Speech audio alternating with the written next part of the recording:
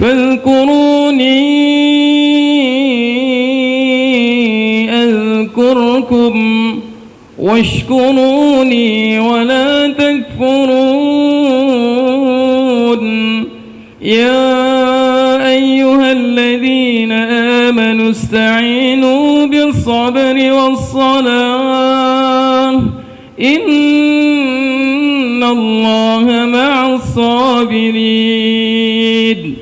ولا تقولوا لمن يقتل في سبيل الله أموات بل أحياء ولكن لا تشعرون.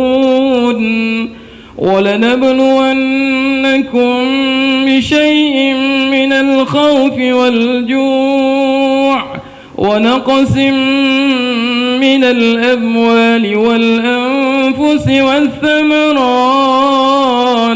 وبشر الصابرين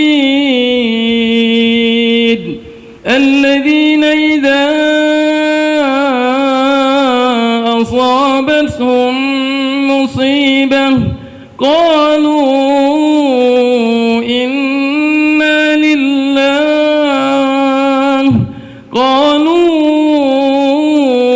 إنا لله وإنا إليه راجعون.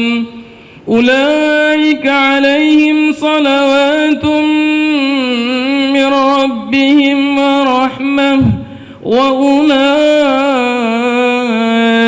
هم المهتدون.